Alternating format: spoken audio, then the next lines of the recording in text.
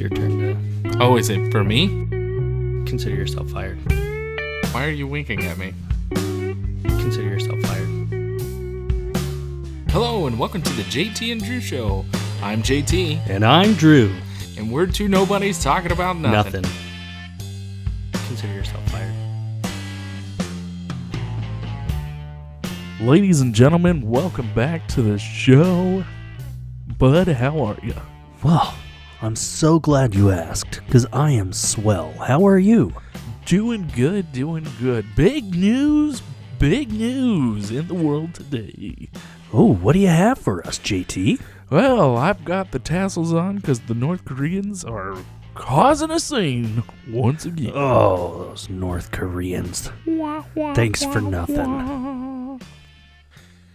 Yeah, that'll get Well, you that's a fun, little bud. Yeah, that'll get you a little bit of stuff. Yeah, that'll get you hard in the morning. Yeah. So, Hey, listen. All right, man. So, North Korea, you say, huh? No. Hey, good to see you, bud. How are you doing? Well, I'm here because North Korea hasn't struck. That's true. But no, I'm doing well. How are you doing? Yeah. It's been a quick minute. It's been a little bit. You look very tropical today. I feel like I could hula dance. Ooh, Yeah. I'm picturing that in my head, and Ooh. I'm trying to erase it, but it's like when you push the pause button, but it won't pause. Yep. And Yeah. and it just keeps coming. I try to push the fast forward, and it just goes in slow mo. It's even worse. Yes. Oh, look at the waves. It's like putting your plate of Jello on the table, and it's still just like. Oh, it'll go for about another 2 minutes. So let's keep trekking. Enter the talent show, my friend. Maybe I need to get on Guinness. Into the thick of it. Yeah. I'm getting sick of it. Yes. Yes. So, jam-packed show. I figured we could talk about just one Sure. little country out there, ran by a really big man. A little country, you say? Sure.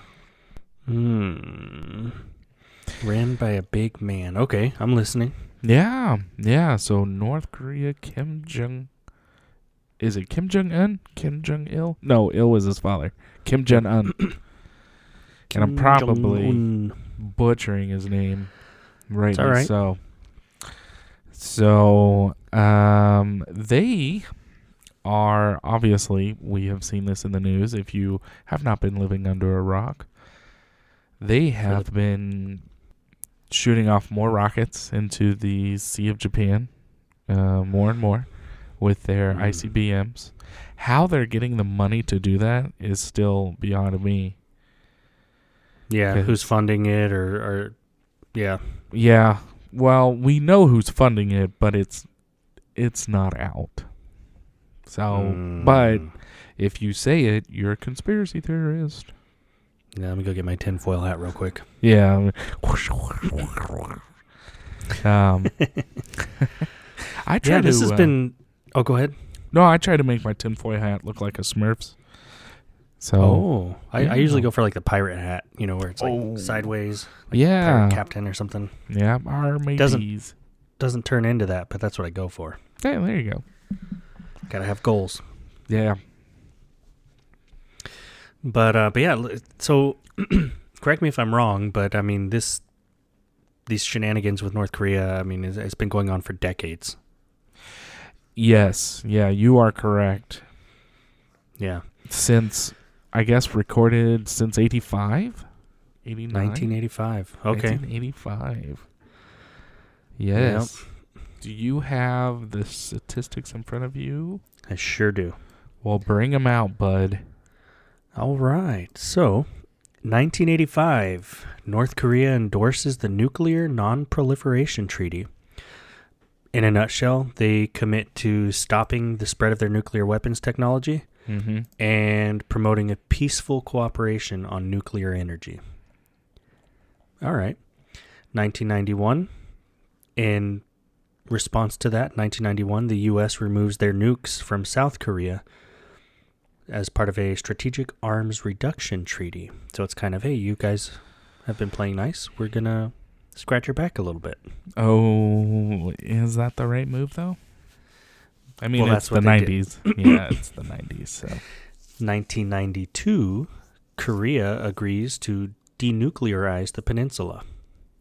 So both North and South Korea agree to not test, manufacture, produce, receive, possess, store, yada, deploy, yada, yada. or use nuclear weapons. And again, they agree on peaceful nuclear energy processes, purposes. In 99, North Korea imposes missile moratoriums. They agree to suspend their testing of long-range missiles in exchange for letting up on economic sanctions. So we start to see this pattern of give and take, give and take. You know, hey, we'll play nice. Hey, we're not going to play nice anymore unless you give us something. Right. Which, if you give them an inch, they'll take a mile. Sure. And that seems to be happening, well, in history, right? Like, if you look at history, that seems to happen to the little guys and the superpowers. The little guys, hey, we won't attack you, or we won't attack this country if you give us X, Y, Z. And so the big country gives the little country X, Y, Z, and then they don't attack, and they're like, yeah, okay, we're just kidding. We're going to attack them anyways. It's kind of like that, minus the actual invasion of another. Well, it's kind of like little kids, right? Hey, I'll clean my room if you give me An allowance, or I'll clean my room if you let me play the video game, or if I can have this snack. Okay, and you give them the snack or the video game or the allowance, and then, well, I thought you said you were going to clean your room. Yeah, I did, but I'll clean it more. I'll clean it more regularly if I can have this. Yeah. So you're negotiating. Yeah. So by the year 2000, after the first Inter-Korean summit, the U.S. agrees, okay, we're going to ease sanctions. So they started allowing some trade and investments with North Korea. Washington and Pyongyang, which is North Korea, host goodwill trips. North Korea meets with President Clinton in Washington. Then the U.S. Secretary of State travels to North Korea. Okay, so it seems like relations are getting better. Yeah. 2001, 2002, President Bush challenges North Korea and their commitment to deal. Classifies North Korea as an axis of evil and imposes new sanctions. And it was all because of a rocket test that North Korea did. In 2002, 2003, North Korea exits that treaty with plans to reactivate its nuclear plant. So things are getting tense between North and South Korea, China, Japan, Russia, and the U.S., and they launch a diplomatic initiative called the Six-Party Talks. Okay, that's with Bush. Mm-hmm. In 2005, the U.S. freezes North Korean funds, $25 million to be exact. The U.S. Treasury Department designates the Macau-based Banco Delta Asia a primary money laundering concern. The Six-Party Talks eventually agree to a joint declaration where North Korea commits to abandon the pursuit of nuclear weapons and comply with the treaty terms from the original treaty. In kind, the U.S. agrees that it has no interest in attacking North Korea. In 2006, North Korea shocks with its first nuclear test. So here we have in 2005, the U.S. freezes their assets. North Korea says, okay, fine, we're going to abandon our nuclear program. The U.S. says, okay, well, we don't have any interest in attacking you. And in 2006, they do their first nuclear test. Yeah, they detonate it. So much for abandoning their nuclear program. Yeah, well, Can't negotiate with terrorists. Well, you can. Just not going to get anywhere. Yeah. In 2007, the 6 party members agreed to an action plan. North Korea commits to halting operations at nuclear facilities in exchange for 50,000 tons of oil. Here we go again, asking for something. Yeah. After the U.S. releases $25 million of their frozen money, the 6 party talks resume. North Korea has to disable its nuclear facilities and stop the export of nuclear material and technology in exchange for 900,000 tons of oil, and the U.S. will also remove the country from its list of terrorists. So you see how they started with 50 tons. The U.S. instead released their frozen money, gave them 900,000 tons, way more than what they asked for. Yeah. And removed them from their lists of terrorists. In 2008, South Korea's new leader takes a harder line of denuclearization of North Korea, and North Korea declares 15 nuclear sites to China. So they're spilling the beans. Okay, hey, look, we have these 15 sites. Hey, cut it real quick. Are we reading every single one of these?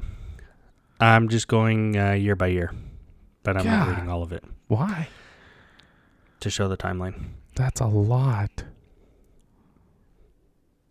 Okay, well, I'll start skipping some. Yeah, skip some. Come on. Okay.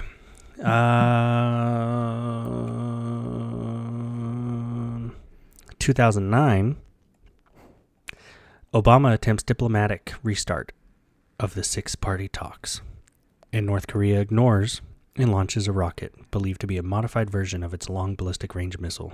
Here we go. Let's see, 2017, new president for the United States.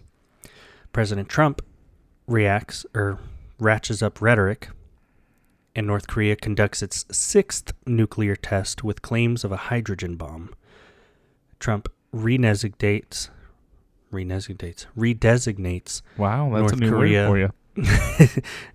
I like tonals. Trump redesignates North Korea a state sponsor of terrorism, and the U.S. threatens to strike if North Korea continues. Okay, so we're starting to play a little bit more hardball. Fast forward to 2020, North Korea announces it's shutting down all contact with South Korea after some South Korean activists sent anti-North Korea leaflets across the border. And most recently, 2023, Washington says that any use of nuclear weapons by North Korea will be the end of the reclusive regime. Now, let's kind of highlight that 2023 one. Let's unpack it.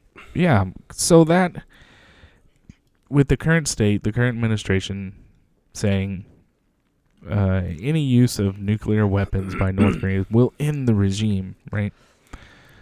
How big of a threat is that? I mean, the North Koreans can use it as propaganda, right? Like, oh my gosh, they're gonna take over our country. They said it. Sure. Well, and I think you have to really decipher or discern what does any use mean. To me, when I read that, and when I heard that on the media clip, any use of nuclear weapons, to me that means any testing, any obviously practical use, like, okay, hey, we're going to start a war, or we're going to launch an attack. But still, testing is part of that. In my mind, it's part of any use. Yeah. It doesn't say, well, in the event of an attack, we're going to obliterate North Korea. Any use of nuclear weapons by North Korea will be the end of the reclusive regime. So, hey, good news. North Korea claims radioactive tsunami weapons test at sea. This happened just a few days ago. Yeah. And I'm pretty sure they're still there. Yeah. So the test, or the article came out around the 24th. So just a few days ago.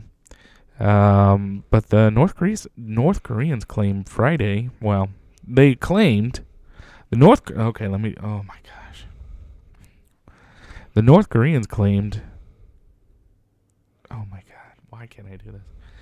The North Koreans claimed they have tested a nuclear-capable underwater drone designed to generate a gigantic radioactive tsunami.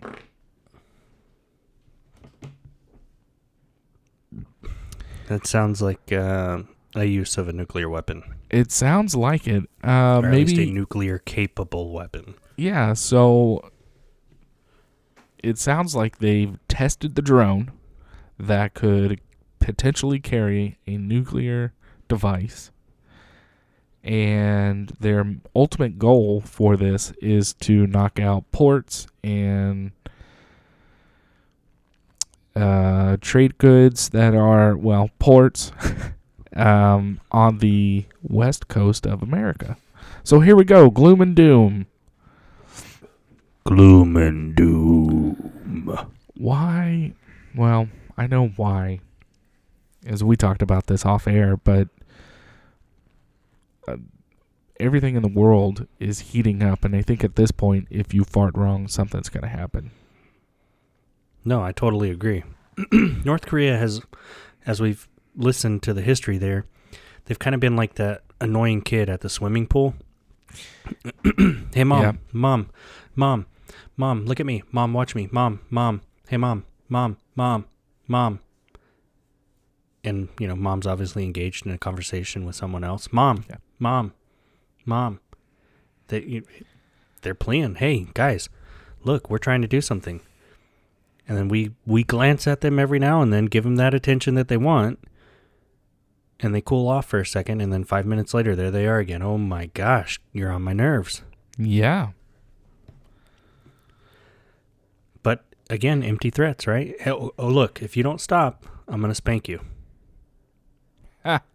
And then you don't spank them. So what do they learn? Well, you didn't spank me last time when I didn't stop. So what's going to stop me from not stopping next time? Exactly.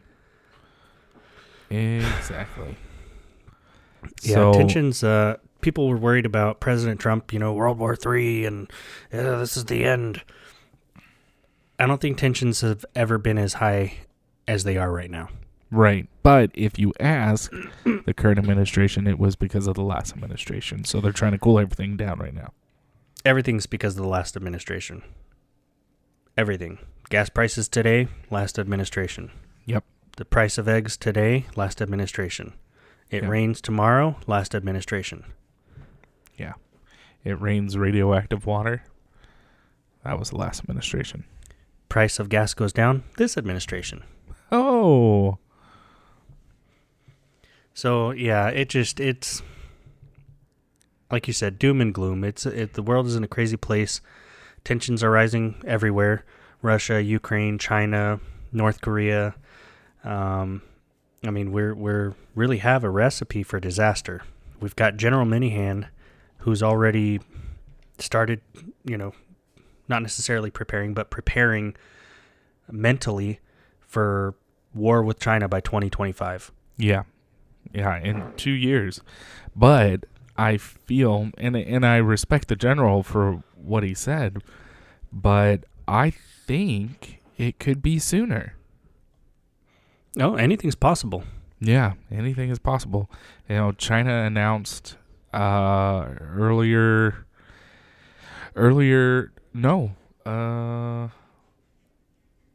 last month that their citizens should start getting prepared for long-term war. Xi Jinping came out and said that the citizens of China should prepare for a long war, and that a nuclear fallout is highly anticipated. So I don't know if they know something that maybe us and Europe is planning, or if they're just, hey, citizens, keep this in the back of your mind. Sure. Or if they've got something up their sleeve that they are planning and we're over here going, do.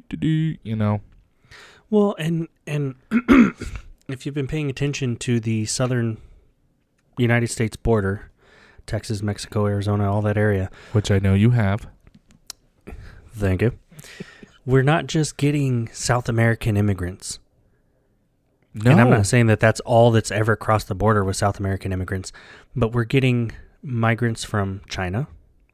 We're getting migrants from Russia. We're getting some of these key players that kind of, at least in my mind, red flags go off like, oh, hold on a second. That sounds different. Yeah. And most of them, if not all of them, and I can't verify that, but most of them, according to articles, are males. And they're of age where they would be prime for fighting in a war. They're not just old, elderly, decrepit, hey, I'm coming here because my life is almost over and I'm trying to, live it up in New York City and enjoy my last years. I want to be free for the last time. New York City. Yeah. Yeah, no, they are young adults. They're not middle-aged, and they're going to get over the border any way they can. Yeah, absolutely. I mean, we've talked about this all the time, growing up in the military, and you have, what is that? Like your operational awareness training and insider threat training and all these things. And I mean, the for me, again, just my opinion, but the painting on the wall, the writing on the wall couldn't be any clearer. I'm not saying that everybody crossing the border is a terrorist. No. I'm just connecting some dots, putting some puzzle pieces together. Hey, we have these people that we are claiming are common enemies, and their citizens are crossing illegally or trying to cross illegally into our country. You're a conspiracy theorist. Well, I already got my full hat on. Yeah, that's right, brother. Hell yeah, brother. And I'm sure, there's some great people that are fleeing persecution, that are fleeing terrorism, that are looking for a better way. I'm not saying that there's not good people, and maybe some of them are. They're escaping their war-torn countries or their communism, and hey, we don't want to be a part of that. Right. But still, there's legal ways, there's right ways, there's these channels that are not impossible to do that. It gets and looks kind of suspicious when it's, you're doing this illegally. Yeah. You have no family here, you have no connections, or I don't know, man. It just, the whole world, to put it like an old fart, is going to hell in a handbasket. Well, it's kind of like what I said in the last episode where it was, I'm getting tired of being lied to my face. Yep. And, if you're coming here to do wrong and you're deceiving, what is my thought process is, what's the point of it? Okay, you don't like our country, but the citizens aren't the country. Like me personally, when I look at Russia in the news, that is his regime, and I guarantee you not every single citizen thinks like that. Oh, absolutely. The Russian people, I don't think, are bad. It's the people in power.